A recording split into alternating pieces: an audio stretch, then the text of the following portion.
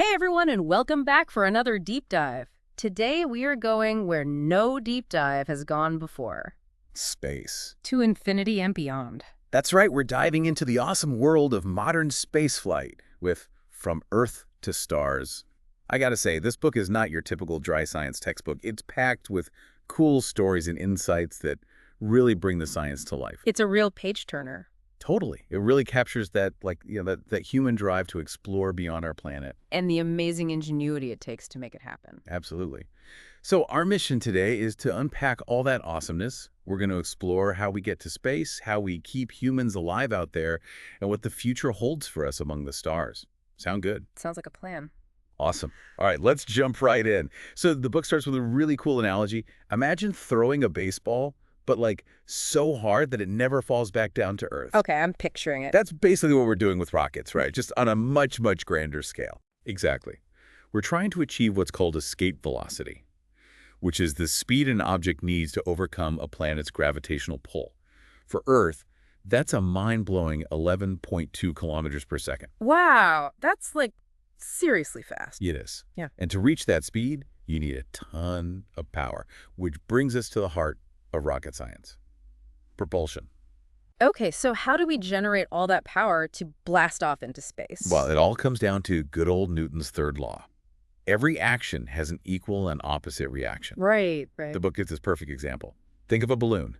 When you let go of a blown-up balloon, all the air rushes out one way, and the balloon itself zips off in the opposite direction. Oh yeah, I used to do that all the time as a kid. Rockets work on that same principle.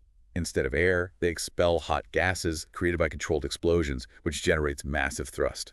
For example, the Falcon Heavy, that giant rocket from SpaceX, can generate a whopping 7.7 million pounds of thrust. Ooh, hold on a sec. 7.7 million pounds of thrust. Can you put that into perspective for us? Sure, imagine 100 jumbo jets taking off at the same time. That's the kind of power we're talking about. That's insane. So what kind of engines create all that thrust? I know there are different types, right? You got it. There are several types of rocket engines, each with its pros and cons. You've got your classic chemical engines like the SpaceX Raptor, which burn fuel and oxidizer to produce thrust. Those are the ones we usually see in those awesome launch videos, right? Exactly.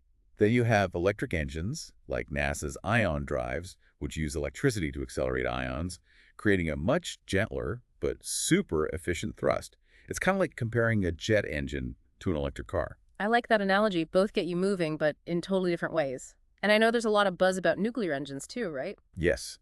Nuclear engines hold a ton of potential for both high thrust and fuel efficiency, but they're still in the early stages of development. So lots of exciting possibilities on the horizon. But let's get back to the basics for a second. The book describes these rocket engines as sophisticated kettles, which I find hilarious. It's like you're mixing fuel and oxidizer, igniting them, and then directing the hot exhaust out a nozzle to create thrust. Pretty simple in theory, but I guess incredibly complex in reality, right? Definitely. And these kettles are serious gas guzzlers. The amount of fuel they burn through is astronomical. For example, the first stage of the Falcon 9 rocket burns through a crazy 3,200 pounds of fuel every single second. Wait, 3,200 pounds per second? That's like draining an Olympic-sized swimming pool in just a few minutes. It's wild. And that just goes to show how much energy it takes to overcome Earth's gravity and get anything into space. It's mind-boggling, to be honest. But once we hit that escape velocity, that's when the real fun begins, right? We enter the realm of orbit. Absolutely. Getting to space is only the first step. Staying there is a whole other ballgame. Okay, so we've blasted off, we've escaped Earth's gravity, we're officially in space. Now what? Now, the real challenge begins. Staying in space. The book makes this point that like 90% of a rocket's weight is just fuel. Just to get off the ground? Yeah, that's how much energy it takes to break free from Earth's pull. Wow. So once we hit that escape velocity, what happens then? How do we stay up there without, like, plummeting back down? Well, that's where orbital mechanics comes into play. The book describes it as continuously falling around Earth. Continuously falling. So we're like always falling, but never hitting the ground. That's the idea. Yeah. It seems counterintuitive, but think of it like this. An object in orbit is constantly falling towards Earth, but it's also moving forward at such a high speed that it keeps missing the planet. So it's like falling and missing, falling and missing. Exactly. Imagine you throw that baseball again, but this time it's moving so fast that as it falls, it curves around the Earth. That's essentially what's happening with a spacecraft in orbit. Ah, I get it. So it's like a perfect balance between gravity pulling down and that forward momentum. You got it. And the altitude and speed of the orbit determine how long it takes to circle the Earth. Like the International Space Station, the ISS, it orbits at about 400 kilometers above Earth and travels at a speed of roughly 7.8 kilometers per second. That's like ridiculously fast. Oh, yeah. And because of that speed, astronauts on the ISS experience 16 sunrises and sunsets every single day. 16 sunrises. Wow. That's incredible. Yeah, they're practically outrunning the sun. So we figured out how to launch into space and stay up there. But how do we actually live in this crazy environment? Like, space is pretty hostile to humans, right? It's definitely not a walk in the park. Space is a vacuum. There's no air to breathe, extreme temperatures, and all sorts of harmful radiation. So keeping humans alive out there requires some seriously innovative life support systems. It's like, how do you even begin to create a livable environment in space? Well, think of it like this. We have to basically create a miniature Earth in a sealed castle or space station. Earth in a can is how the book puts it. Earth in a can. I love that. So let's break it down. How do we deal with, like, the air we breathe? Well, the air we breathe on Earth is about 21% oxygen and 78% nitrogen. So on the ISS, they have this super advanced air system that constantly scrubs carbon dioxide from the air and generates fresh oxygen. Okay, that makes sense. But what about water? I know they recycle a lot of stuff on the ISS. Oh, they recycle pretty much everything. Water is obviously super precious in space, so they have these incredible systems that can recycle up to 90% of the water on board. 90%? That's amazing. But, like, what kind of water are we talking about here? We'll get this. It includes sweat and urine. Wait, they recycle sweat and urine? Are you serious? Yep, totally serious. They have a special system that purifies it to a level that's even cleaner than most drinking water on Earth. Wow, okay. I'll admit that's pretty impressive. But what about the radiation in space? I know that's a big concern for astronauts, right? Yeah, radiation is definitely a constant danger. Exposure to cosmic rays and solar flares can cause some serious health problems. So how do they protect themselves from that? Like, do they have some kind of force field or something? Not quite a force field, but close. Spacecraft and space stations have multiple layers of protection. One common method is using aluminum shielding. Like, just metal plates. Yeah, basically. But they also use things like water walls. Water walls. Yeah, literally layers of water that can help absorb radiation. And some spacecraft even use electromagnetic fields to deflect charged particles. It's amazing how much thought goes into every little detail, from the air we breathe to the water we drink to how we protect ourselves from the dangers of space. It's like building a little haven in this vast and hostile environment. It really is. And speaking of havens, did you know they are actually growing food on the ISS now? Hold on, space gardens? Is that like a real thing? It is. They've been experimenting with space agriculture for years, and they've actually had some pretty impressive results.